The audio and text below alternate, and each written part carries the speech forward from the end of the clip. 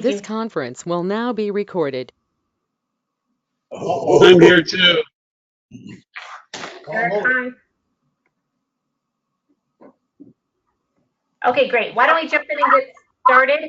And I apologize again for the technical difficulties. If everyone could mute if they're not talking, that might help cut with the echoing.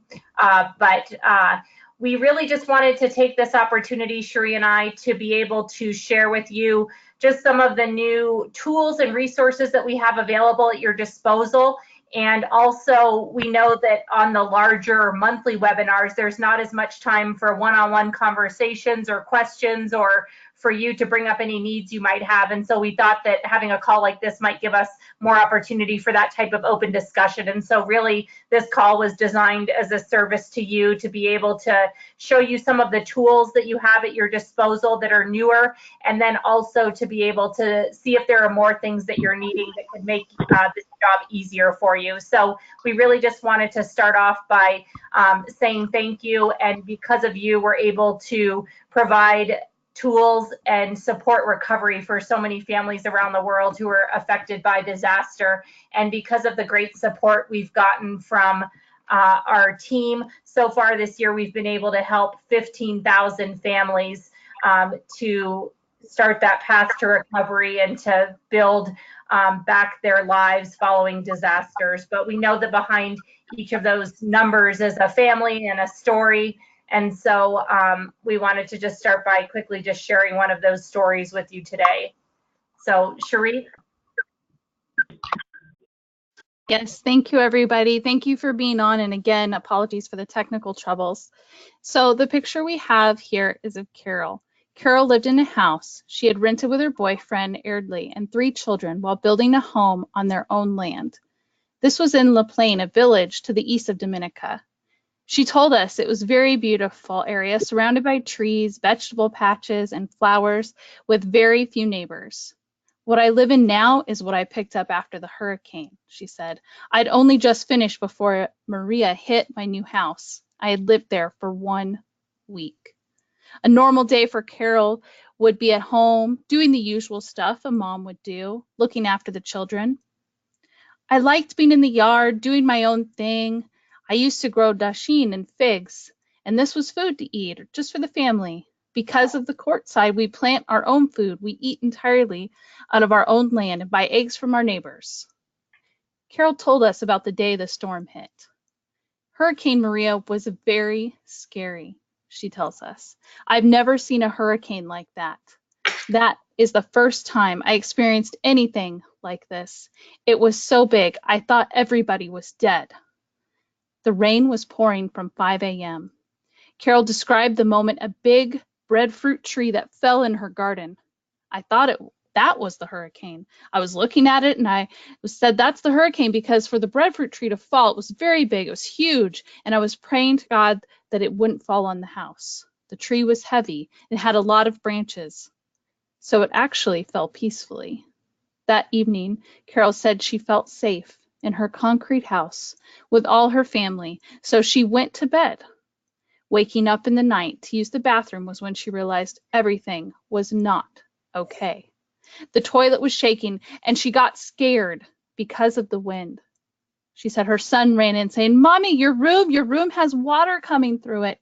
Water was pouring through there. There was no chance to save anything. Not my clothes, nothing could be saved in time. I opened the door as the eye was passing and I look at my neighbor's house that had gone. We couldn't move because of all of the trees. I couldn't run with my kids because we could get hurt, so we had to stay in this house. She described the morning after as another world from a strange planet. To reach anywhere, you had to climb over trees and try your best to avoid galvanized iron just poking out from around the roofs. You had to be careful because there were so many nails, she says. Everything was such a mess. The destruction changed daily life for many in the community. People could not access the roads. Therefore, there were no markets or means to get work. It was priority to find clean water and food while seeking some shelter. But this meant climbing over trees and debris. It was tiring, she shares with us. And you can't have a shower. You'd get a rash from the water. We were thirsty, and after a while, the heat of the sun was unbearable, she explained. My home life was stressful. My blood pressure went up, but I was happy my kids were home during that time because I can see what they're doing, what they're eating. I can see how they're feeling. Children can get the shock after the hurricane, so I got to spend time with them so we could talk about it. Some people went to church to help recover from their traumatic experience, but Carol loved music. 2 months after the storm, Carol and her family had to leave the rented house and build transitional shelter.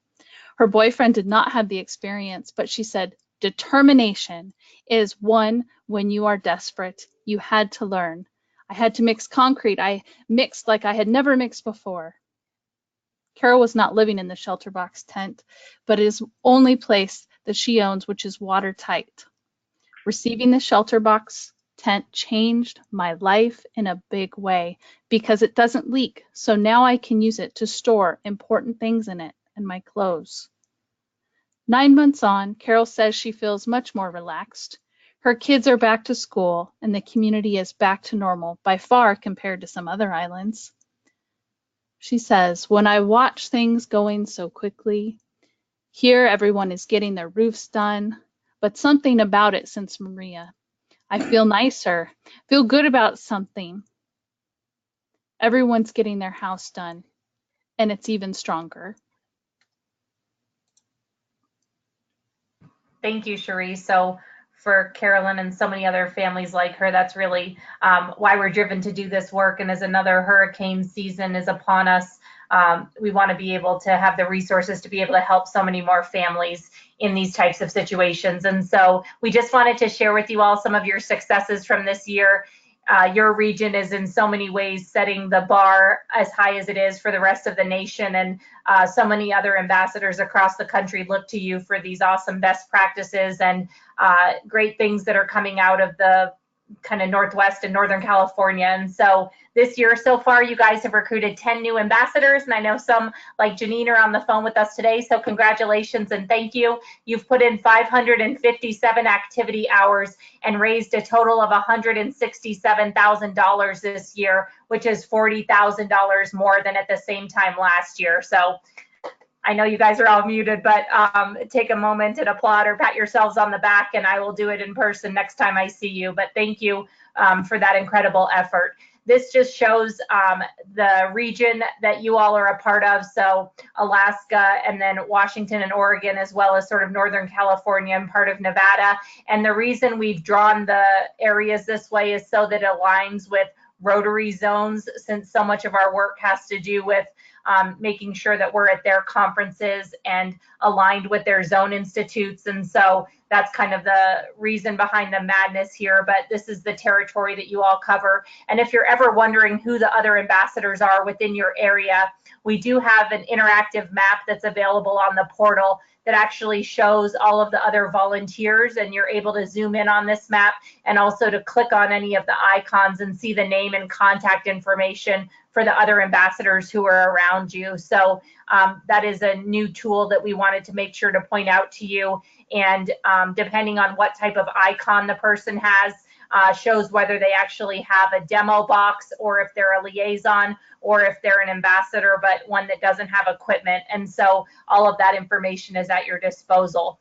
In terms of some of the new resources we wanted to mention, our Rotary Relations Committee did a lot of work to put together some different playbooks. So there's a playbook on how to be successful at a Rotary District Conference, at a PETS, a President-elect training seminar, and also how to work within Rotary Youth Exchange. And so many of those great ideas came out of your region, but we also polled other parts of the country to see what those ambassadors were doing as well, and then took all the best ideas and put them into these playbooks. And so it's really a step-by-step for what to set up in your display, what you'll want to bring with you, when you can start making arrangements with the district to be able to present at some of these different meetings. And so if you've not seen those, again, those are available on the portal, along with some new display material. So things like pop-up banners and On the bottom right there, we have some stories of families that we've helped. And again, those can just be printed and added to a display easily or shared on social media. So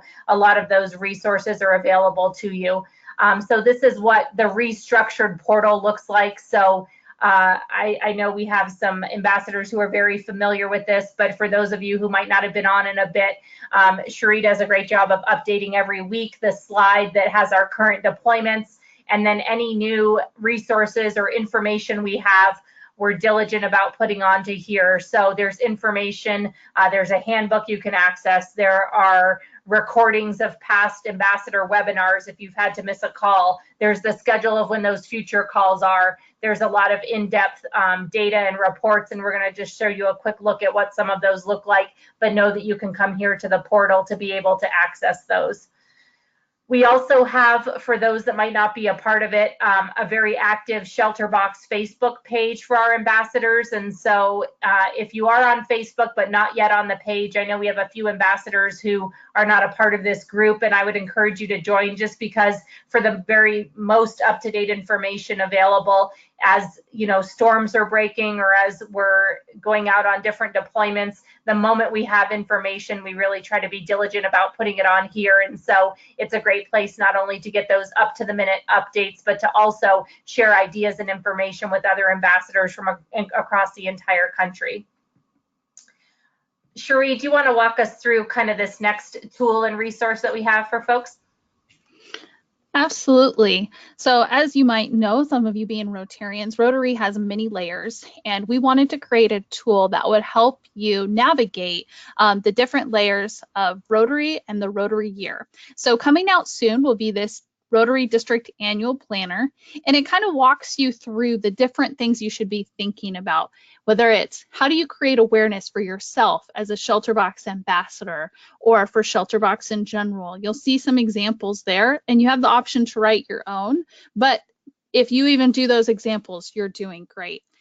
Then how are we engaging in Rotary? What clubs do we need to tackle? What clubs need to revisit? Who do we need to thank? And then the results. What's happening from our time spent out in the field? And Sarah, if you want to go to the next slide.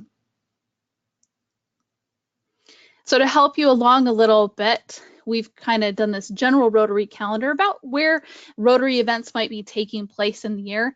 And then on the right is a place for you to prioritize where you know that you need to be on behalf of Shelterbox, representing Shelterbox, displaying the tent, etc.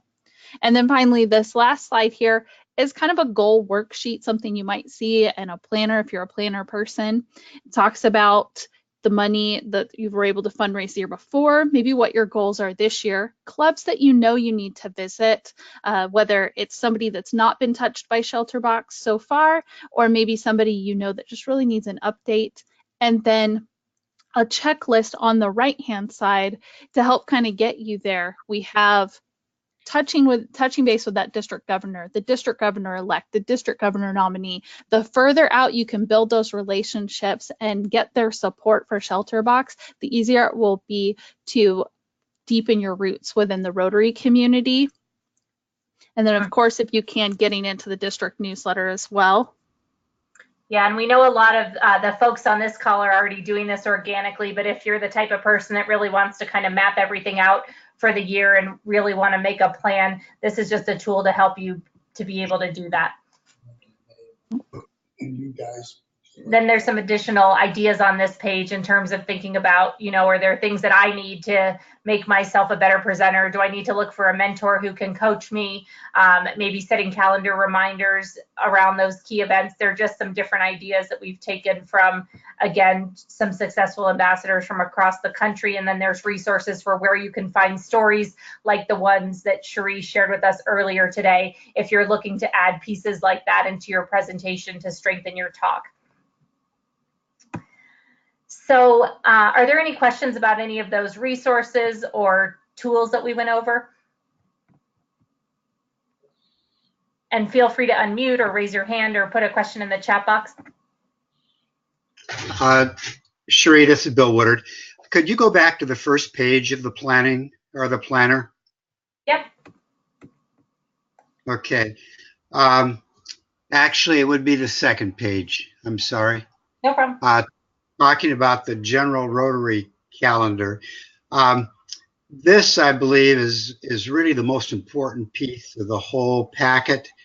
Um, every one of us need to have these dates filled in for our districts and be anticipating months in advance those events, getting hold of district uh, governors or the individuals that are in charge of the events to make sure that we have space, make sure that if there is an opportunity for us to be a speaker.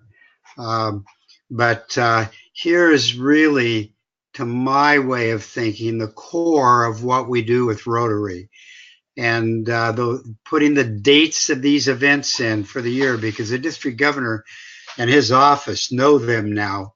And then we build toward them. Yeah, agreed. Thank you, Bill. Any other thoughts or comments? Okay, Laura was asking how and when will this be launched. Our Rotary Relations Committee was going to work on a training call, and they just haven't been able to get everybody on the phone at the same time yet, Laura, but we're happy to send this to you now. I mean, it's all put together and ready to go. So, I mean, I think it's somewhat self-explanatory. And then when that training is ready, it could supplement, you know, this tool. So we're happy to send it out after the call today. So you'll have it. Hey, Sharee, this is Dave. Hi. Hi. So just to kind of back up what Bill said. So for everybody on this call, you can mark the 22nd through the 24th of February for pets, and that'll be in Seattle. Eric Reese is leading it this year. He and I have been doing it together with some help from Peggy and Malcolm and a few others. But basically, it's 3 days at SeaTac Airport Hotel, and it's a lot of fun. So if you think you can make some time to get up there, give Eric a call. Awesome, Dave. Thanks for that plug. And then there's a question, how do we know if there's a shelter box rep or ambassador doing any of this currently? And so we can help show you that piece too. So if I can just jump ahead for a moment to the data piece, and that's a great segue, so thank you. This is a breakdown of the Rotary districts that are within your region. And you can see how many clubs are in each of those districts, and then also how many ambassadors we have in those areas. We've been doing work to, you know, kind of clean up our list of ambassadors. We know we have a few who have retired or maybe taken a step back. And so if you're in one of these districts and the number looks a little off to you, again, please just let us know and we'll be happy to clean that up in our database. But, you know, we have areas where we have a high number of ambassadors. And so, you know, we do want to make sure that there's coordination and that we're not doing overlap with these clubs. And so to that end, what we've done is we've gone through every single one of the districts and kind of appointed a lead to help manage the clubs within that district. And so the names are on the screen here. So if you're in one of these districts and you want to just check and make sure that you're not stepping on toes or that sort of thing, the people on the screen here would be your contacts in terms of, you know, figuring out how you can work together. And we also will be sending you guys this PowerPoint and this list after the call. So that was our effort to just find somebody who's, you know, been working in that area and is familiar with the territory so that they could take the lead, so that there's not 7 people all contacting the district governor trying to get a spot at pets and that type of thing. Also, we have a lot of data that we wanted to share with you. And again, I know it's kind of small on the screen, but we'll be helping you with information. Essentially, we have broken down by state how many gifts we've received year over year, if that's of interest to you. We also have the information broken down by Rotary district, so you can see you know, either a quarterly comparison or a year-to-date comparison. Or I know sometimes, especially in Rotary, we're looking at the Rotary year. And so we've also got the information broken out that way as well. And Sharee's done a really incredible job of really making sure that we have all different ways to kind of splice and dice the data so we can look at it in all different ways. I know this is kind of a bad screenshot, but one of the things I wanted to let you all know is that we have information. So this is an example that shows a report we have and can pull. So it has every single Rotary Club, what their last gift amount was, what their last gift date was. We can do a year-over-year comparison, and then it can also show the lifetime giving for that club. So if you are starting to just tackle a district on your own, you can look at this report to see either clubs who have never given to us in the past, or you can also see, maybe a club gave to us 3 years ago and they haven't given since. Or on the flip side, I know you guys have the Rotary Club of Squim in your area, and they've given over $140,000 to Shelter Box over time. And so you'll also have that kind of lifetime data to be able to actually go back and thank those people who are really going above and beyond in their support of Shelter Box. Because this is kind of confidential donor information, we didn't just automatically post this report onto the portal every month, but Sharee has it, and it's really easy for her to, the report is already built. So if you just tell her the district you want it for, she can pull it quickly and get you the piece that you want to look at. So if it's a district or a couple districts or a zone, just let us know what that geography is, and we'd be happy to get you the data that you need for that specific club. We also can offer that information, if you've got some meetings coming up and want to know a club's history of giving, we have that available for you. Yes, perfect, Sarah. I was going to add that too. This is Janine, and I just wanted to build on what Dave said. They have, for District 5100, they have set the location for the district training assembly. It's going to be at Madison High School in Portland, but I'm in the car, so I don't remember the date, but I know it's April.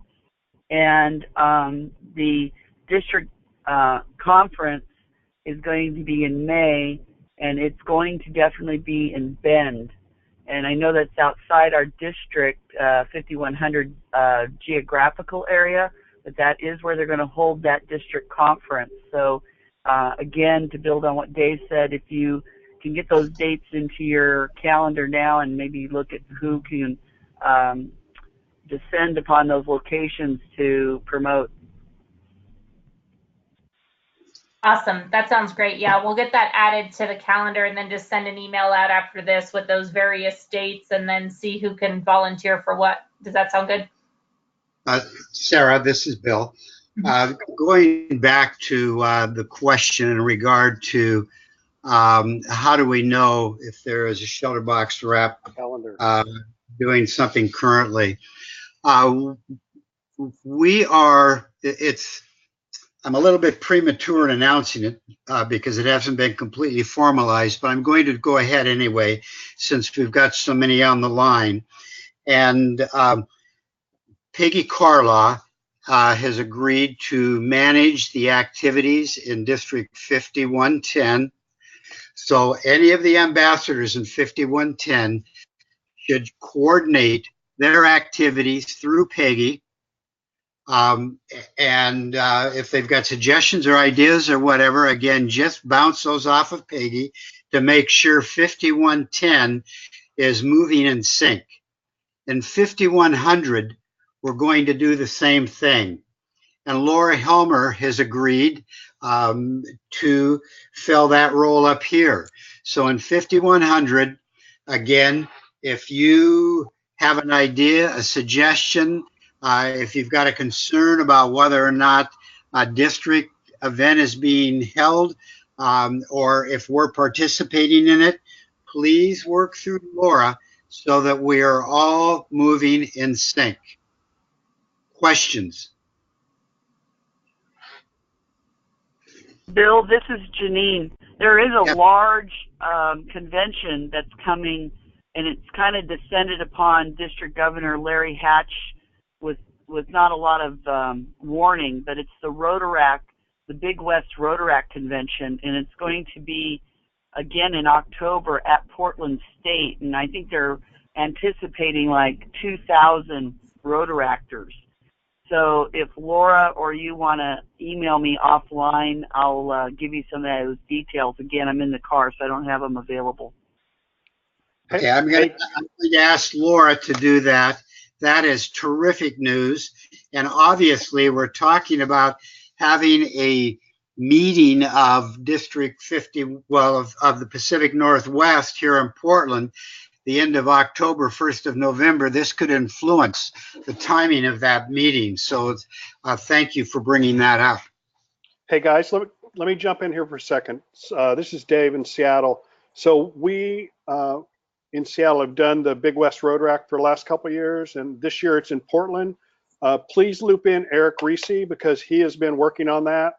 He and I had a chat about it a couple months ago when I found out it was going to be in Portland. So he may have already done some ground setting on that. Are you on here, Eric? Yeah, There we go. I'm here. Can you hear me? Yeah. Did you want to talk about the Big West Road Rack?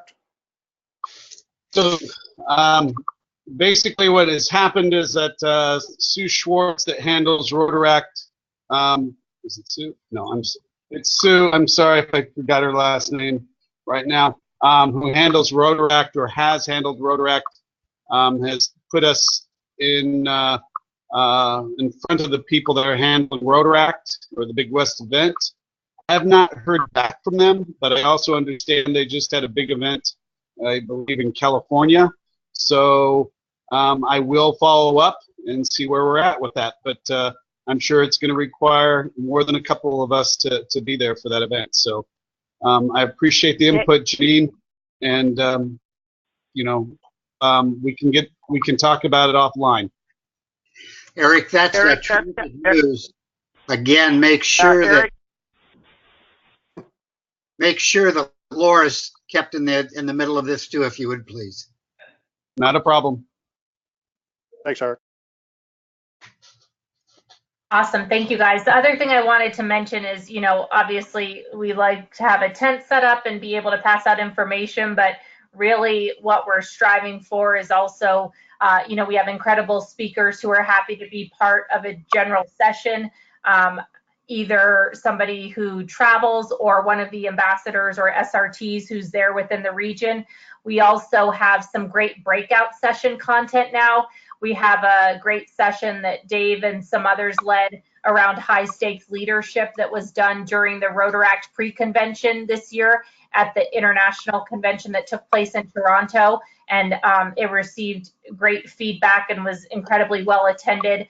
And so there's an opportunity either for breakout sessions or for a general session for us to provide speakers as a service to Rotary at these various conferences and gatherings. And so keep in mind when we're talking to the planners of these events that that's also an opportunity that we'd like to come to the table with and to be able to offer help in showing how Rotary is making a difference across the world. And we have a lot we can offer in terms of leadership training, working on communication and teamwork and sharing some of the best practices we have from having successfully trained so many SRTs. Okay, so unless anyone else has any questions on any of those pieces, we know that really the best ideas come from the field. And so we have some experts here on the line today. So there are a few members of the team we've picked to talk about some different topic areas because they've just been doing such an incredible job over the years. So to talk about giving dynamic presentations, Greg and Kieran Walsh from Eugene, Oregon, have just done an awesome job of penetrating their local area, not only with Rotary clubs, but getting schools engaged in our mission and just really looking for out of the box ways to engage an entire community in what it is that we do. And so at this point, I would love to have Kieran and Greg, if there's some ideas you want to share with the group. I know we could all benefit from hearing those. Sure. I'm Kieran, and this is Greg. And we generally work together, and if we can't work together because of conflicts, we find somebody else to come along with us. And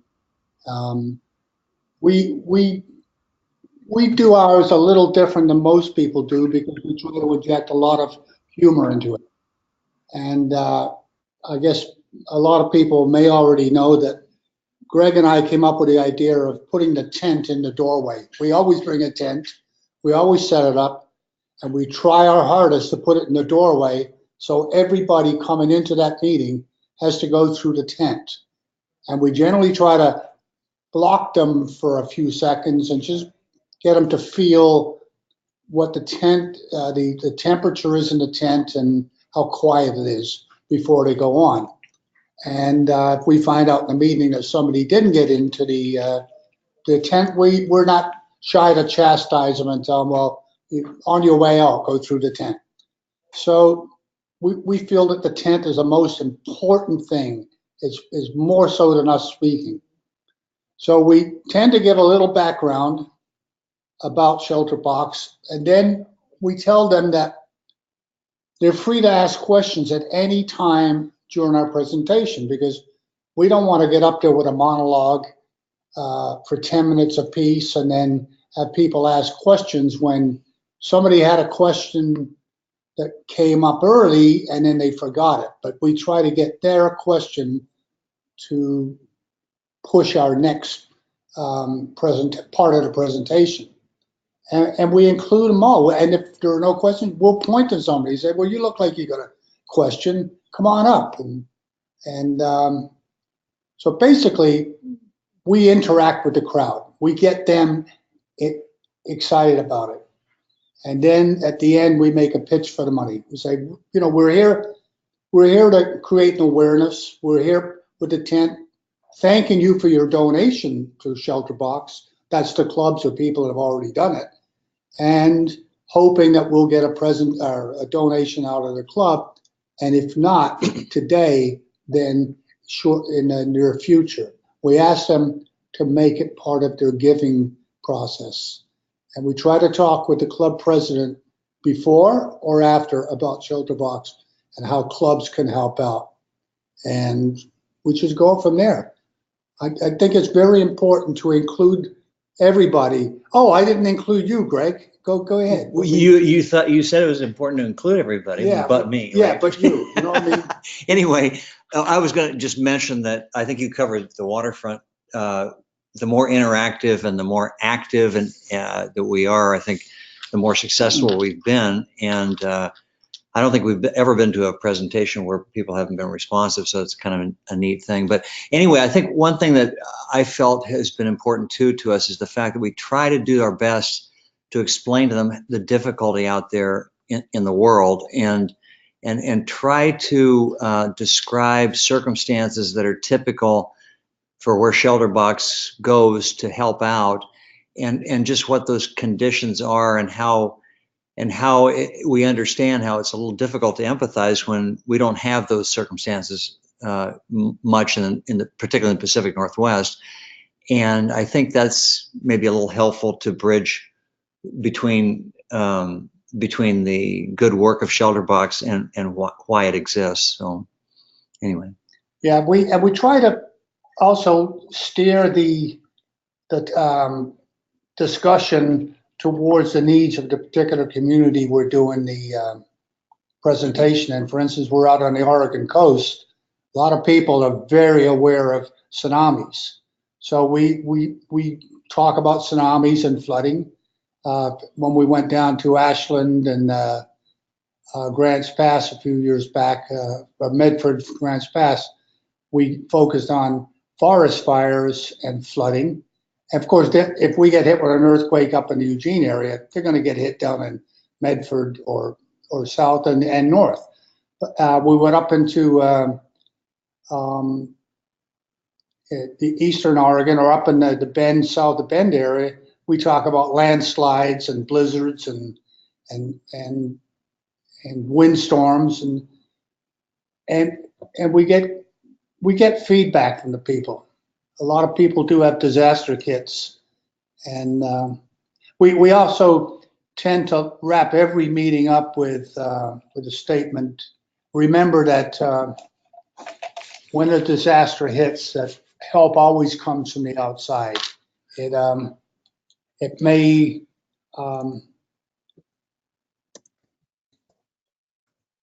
help always comes from the outside, and that's about the only thing that disaster movies really get right when a helicopter flies in. So as much as people want to have disaster kits in their garage or in their car, there's no saying that garage isn't going to collapse or the garage is going to collapse on the car. They can't get to that $1,500, $2,000 worth of gift. So better to give it to Shelter Box for people who are in need and then get it paid back down the road. You know, one last little thing is that the solar lights, I think, have been really helpful to us too, because they're such a neat concept any way you look at it. But in addition, when we have them up, it creates a draw. Yeah, Greg's referring to the home show in Eugene gives us a spot to put up the tent, etc. And they give us $10,000 to match funds with. So every time we do this once a year, we come up with 20,000. I think the average is about 21,000 a year, which is not too shabby for our club. And Yeah, for Luminate two has days. donated. Bill Woodard got us 96 lights the last 2 years for us to sell. And we put the lights up, we have them flashing and people see them. They're show stoppers. People buy the lights from us. That goes into the pot. And whenever they take that light out to use or look at it, it says Shelter Box on it. So they're buying the awareness from us. And we have yet to run a home show and not sell every one of them. Greg? There you go. Yeah, I am going. Where are you going? I don't know. So we have repeats in Florence, Oregon. In 2 weeks' time, there's an emergency awareness day. We'll be going back for our 3rd year running. We set up the tent, and there are vendors there selling their wares. And people invariably, they want to buy our tent, and we can't buy it. Wait till you have a disaster, we'll bring you one. And then we're going back to the Florence Rotary Club. 2 years ago, I think they raised $5,000.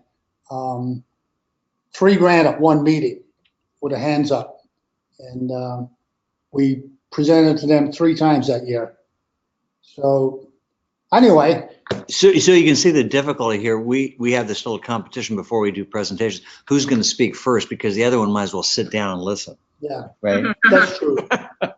So, and we go off on each other all the time. One of my favorite lines is to say, I wish I could transport you all to a disaster and show you what it's like. But I've done the next best thing. I brought a disaster with me, and here's Greg Vick, and I'll hand him the microphone. He's not loath to do that to me either. So, so just trust in yourselves, you know. And if you don't raise money, you never know at a meeting what's going to happen. And Bill Woodard knows this for a fact. Greg and I did a meeting out at Fern Ridge, the Fern Ridge Rotary, which is in Veneta, Oregon. And we did it at the local library. And a total of 5 people showed up from that Rotary Club. So Greg and I were a little distraught, and we were disappointed. So Greg, tell them what happened. Well, yeah, what was interesting was to try to do a kind of a debrief of each one of our presentations, to see where we can maybe improve on the next one. At this particular one, we understood there might be 25 people or more, and only 5 showed up.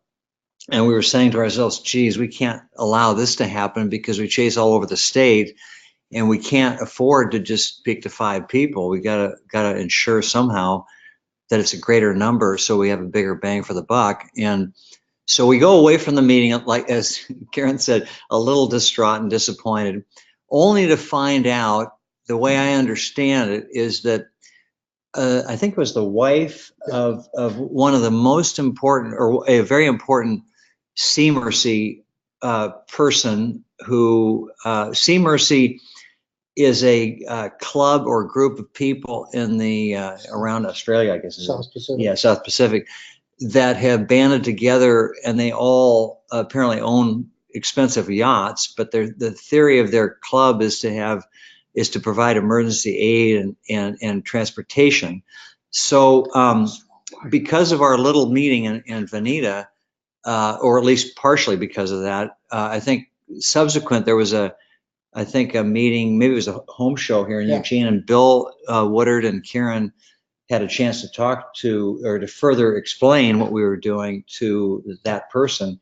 And one thing led to another. There was a disaster in Fiji a couple of years ago, and Sea Mercy was critical to get shelter box and other supplies to that location. And so it's possible, I think we would like to think in our minds, that had it not been for that initial catalytic connection, it might not have happened that way. So what we agreed on was that we have to be very careful not to make conclusions when you never know what miracles might be around the corner. So.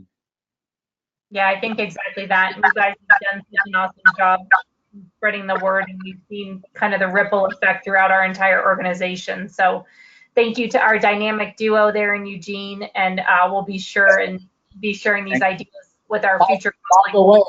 By the way, I went in to buy some beer 2 weeks ago, and lo and behold, they had a bottle of beer called the Dynamic Duo. Awesome.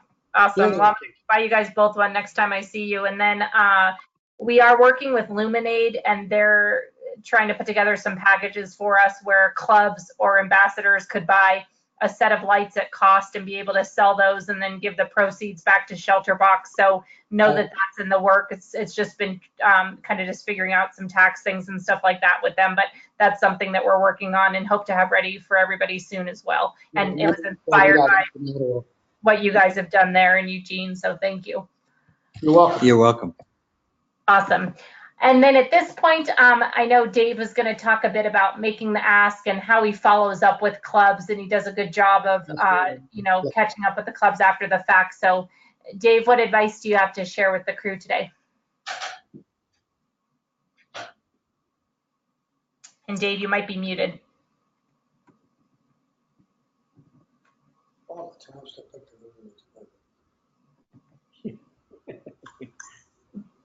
Dave, I can't hear you. Dave? Yeah, it's strange, Dave. It looks like you're unmuted, but we can't hear you right now. There you go. How's that? There you go. Perfect. There I am. Okay. I just did a little quick reboot. So I was going to say, I could just give up my time and listen to those two guys talk some more. That was great.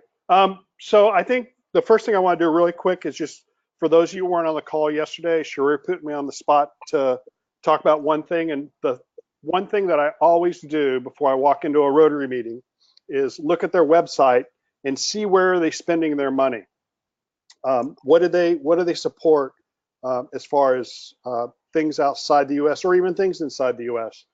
For instance, I went to a club that spends a lot of time and effort in Haiti, a lot of projects in Haiti. So I talked about our Haiti deployments because that really personalizes it for that club. And so you know that you can't really ask straight out for donations at a Rotary meeting, but I do talk about support from Rotary, that I remind them that while we're project partner for Rotary, it doesn't mean we get dollars from Rotary International, because a lot of people actually do think that when you tell them you're a project partner, they think we're getting bucks from Rotary International. So I make sure I cover that. And I talk about 30 to 40% of our donations in the US come from Rotary clubs and Rotarians in Rotary clubs also. And then I cover the HERO program. And so I always make sure to talk to the international chair, the president, everything I can do. And then I follow up, and I follow up two ways. I follow up with a card, you know, the kind that you put a stamp on and put in the mail. That kind of makes you stand out from the crowd. And I do one of those for every club I go to. And then I also send them an email, whoever the organizer was that got me there, and send them links to the HERO program. There's a couple good documents that you can download from the Shelterbox site. And so I just keep those and send those off to them and then follow up. And then earlier Sarah talked about the list of clubs that give. And I have 54 clubs in Seattle, and I'm the only one doing presentations. So I don't really get to touch all the clubs, but I do look at that and see who gave that I don't know about, and then go in and do a presentation for that club and thank them for donating to Shelter Box. I had a club locally about 4 months ago that had money left over from a fundraiser and gave $7,000 to Shelter Box, and I didn't even know about it until the report came out. So I made sure I went to that club and did a presentation. So I think that's the main thing, is just the follow-up is so important once you leave the club. For those of us that are Rotarians, you know there's somebody new there every week, just about. So I think the follow-up, it just really sets us apart from other presenters. Yeah, those are all great points. Thank you, Dave. And another program that we have that I know kind of has a stronger foothold in some areas than others, but we have a Rotary Liaison program. So if there is a member of that club who's willing to receive regular updates and to kind of be that mouthpiece, so that on, you know, the months that we're not there, you know, Dave might get into these clubs once a year or every other year or something like that, but just so that there's a regular person within that club who's willing to accept Shelter Box updates and share them back with the club, it's really easy to get signed up for that program. And then we send them regular communications about what we're doing that they can share with their club members. So that's another way to keep a touch point within those clubs. And then also, if you keep track of who you've been working with within the club, I know Bill Woodard does a great job with a big disaster strike, or when we get a Nobel Prize nomination, he's sending that to everybody on his list. And so just being able to keep in touch with folks goes a long way as well. Great. So at this point, Peggy's going to share with us some about the HERO program and how she's been able to promote it in her area. So Peggy? Yeah, so the last time people in our area heard about Shelter Box was probably 3, 4, 5 years ago when Greg and Kieran did their world tour of the area. And I got to tell you guys, you're still remembered even by name, but so you did a great job. So my goal is really to build long-term relationships with these clubs. And so I'm looking at this as like starting over. So the purpose of my talk for this round is to get Rotarians thinking about Shelter Box as Rotary's partner for disaster relief, like they think about the Gates Foundation as a partner for polio. And then I mentioned, as Dave said, RI doesn't contribute any money to this, but other than that, I want them thinking, oh, well, we contribute to polio, plus we should contribute to Shelter Box. So about 2/3 of the people in the room are iffy whether they know about Shelter Box or not. So I typically start off with an overview, and as part of the history, I mentioned we've helped 250,000 families, and that usually gets a little nod and a clap, and you know, we've been able to do so much. Then I get more in depth about what we do and who we serve. But towards the end, I'll say something like, you know, earlier I mentioned we've helped over 250,000 families. That's over 1 million people. And then again, everybody smiles and nods. And then I put up that slide that shows over 85 million people are without shelter, and that's expected to grow, so that I can show them, you know, our help, which earlier they thought was so darn fantastic, is really just a drop in the bucket. And then I'm quiet for a minute because you can feel the room kind of shift. The energy in the room kind of shifts when I put that up. So I let them ruminate on that for a minute. And then I say something like, well, if we're going to be able to help more people, we need 2 things. First, we need a stable source of funding. And secondly, we need more volunteers. So when we hear about a big disaster in the news, like the hurricanes and flooding in the Caribbean and Texas last year, Rotary clubs and individual Rotarians are so generous. They open their hearts and they open their pocketbook because they want to help. And, you know, then I go on about how much we appreciate that. And then I let them know we're working, you know, 365 days a year, and we're out there about once a week in places they never hear about. And so here's the problem with that. We've got up to a 6-month lead time for some of our equipment. And we also have relatively quiet years disaster-wise. So, for example, the Caribbean is supposed to be at less risk for hurricanes this year, and thankfully so. But this means that this year our donations will be down. And the problem is if tropical storms pick up again next year, we don't have money and time to get the equipment ready and in place for deployment when it's needed. And if we have it in place, it's just that much quicker. We can respond to get people the, you know, the shelter and equipment they need for their safety and well-being. So since Rotary clubs around the district are so generous in their donations, when they hear about one of these big disasters, we've created a special program called the Hero Program. And then I pop that slide up and describe it briefly, and then go on and talk about volunteer opportunities and conclude the program. I don't ask because I want to build, a long-term relationship with these folks, and I want to be invited back. And some clubs frown on direct asks at meetings, so I don't do that. But afterwards, I send an email with the letter. There's a letter on the portal, and I tweak that so it sounds more like me, and so it's targeted towards the club that I just spoke to.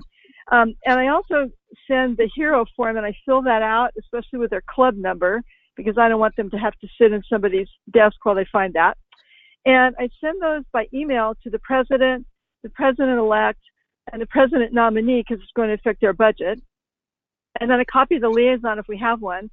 And I ask them to forward it to their board members and discuss it at their board meeting and let me know the outcome. So there's only two clubs in our district that I've been able to get hero clubs, but I've only been at this for about 6 months. I think the key, as other people have said, is to get some attention at the district meeting. And so I hope to get one more by the time our district governor shows up locally, and I can sit down with him and talk about Shelter Box and how we might spread the word, but that's kind of the plan. One thing I have not done is to make follow-up calls like a month or so after the meeting to see what the board decided. I don't know if that's a good idea or not. I think Bill Woodard might do that. I'm not sure. Bill, do you have anything to add?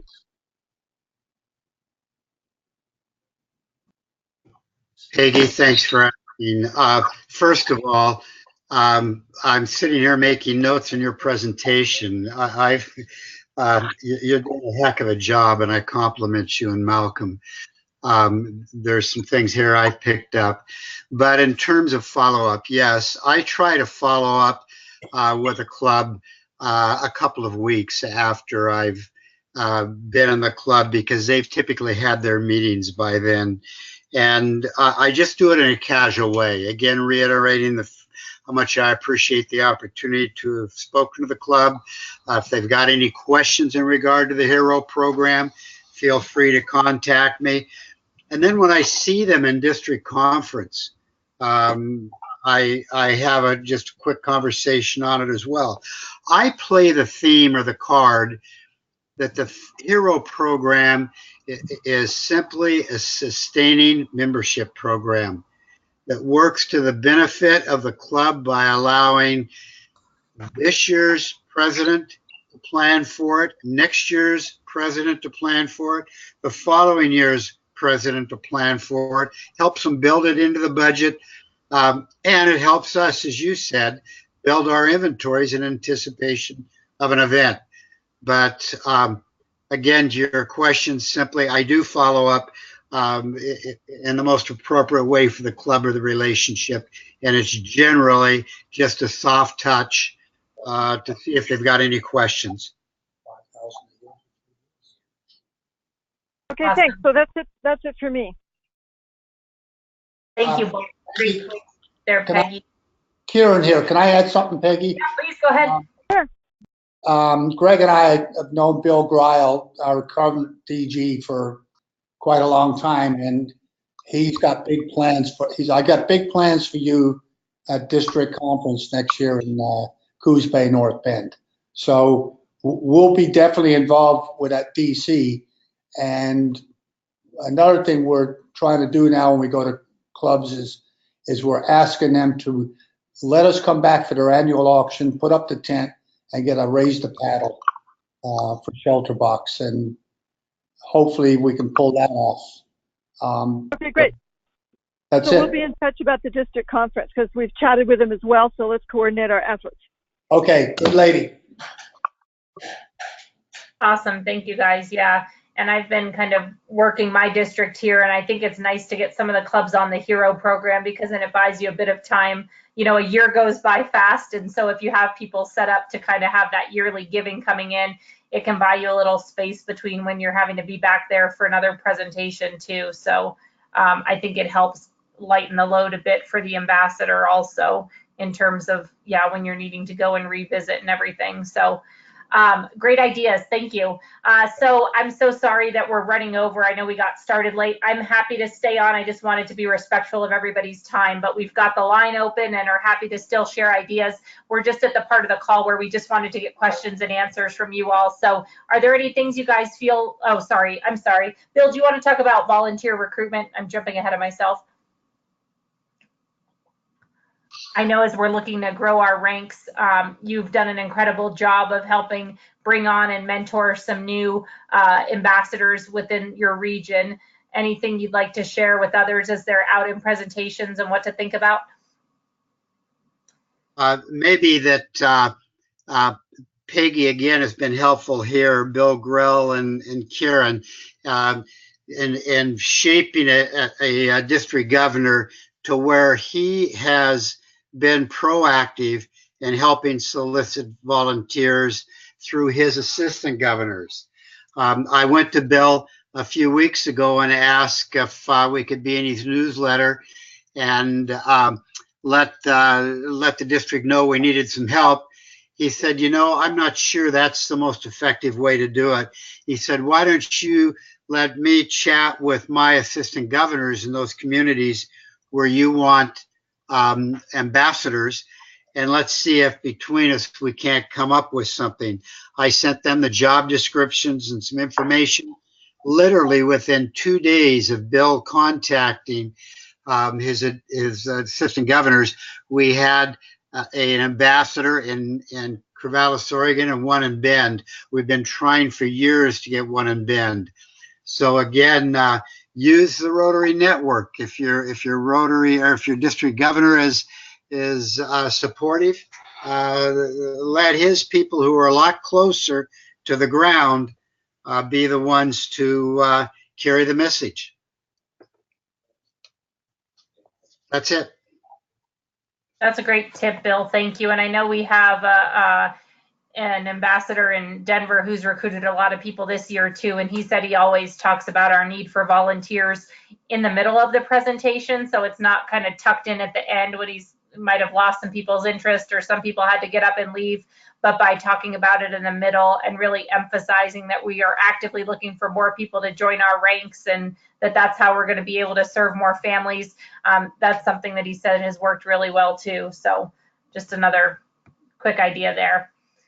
I know you guys have already been talking about pets and district conferences and you're on top of when the dates for all that are, so we don't have to spend any time on that. And now we can talk about questions and answers. So really just wanting to see from this group, and if any of you have to go, the call's being recorded and we can follow up with you individually afterwards. But are there things that would make your life easier, resources that you're hoping to have updated or would like to see more of, or topics for upcoming calls? Anything that Sharee or I could do to make your life easier? This is Peggy. And am I muted? Yeah, no, you're fine. I can hear you. Okay. So as Dave Nichols, or I guess you were talking about the presentation that Dave made, as a newbie relative newbie out here, I'm not sure how to do that. Like at the district conference, I know I could go speak, but somebody had said something about getting carry. There's this thing that Dave's done, and I'm wondering if we could maybe have like a kind of a speaker. I don't want to say a speaker's bureau because not everybody's available to travel, but maybe we get a certain number of people, maybe one in each area that could do Dave's program or another program or something, and we make this available. So when I'm talking to somebody about what we can do for them, I've got 3 or 4 things in my hat. Yep, definitely. Yeah, and we've started some of the work on that, Peggy. So I'll connect with you after this and just see if it's what you had in mind. And if so, we'll share it with the wider group, okay? Okay, thanks. Great idea. Thank you.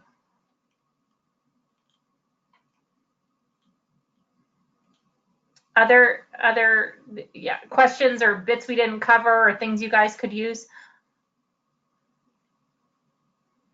This has been great information. It's Laura. Sorry. Hey, Laura. Go ahead, Bill. Oh, that just simple as that.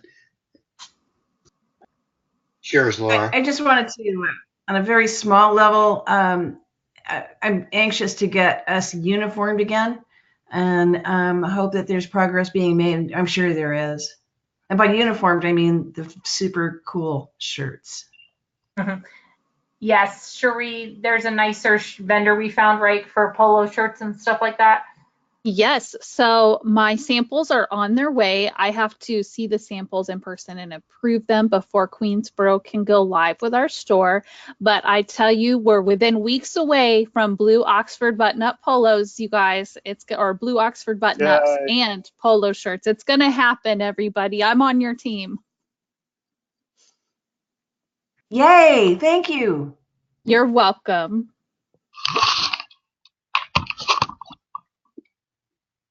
Okay, Greg and I are going to sign off. And Okay, we're, thank you guys. Yeah, and just, yeah, shoot us a note if anybody thinks of anything, and thank you both. And yeah, look forward to trying the dynamic duo beer with you soon. thank you.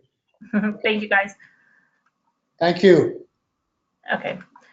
Well, thank you everybody for your time today. If there are more Yeah. questions or items we didn't get to, we'd be happy to answer those. Lori, did you have something else? I don't. I just unmuted ahead. for a second. Oh, perfect. Okay, good. And so we'll keep moving forward. I just, again, wanted to thank and recognize this team. You're absolutely setting the pace for the rest of the country. And like parents, we're not supposed to have favorite children, but I think Sharee and I have a lot of admiration for this region and are so grateful for everything you all are doing. So I'll cut that last bit out of the recording so no one else knows. But Bill, is kind of our area leader, is there anything else you wanted to share? No, other than the fact that I want everybody to send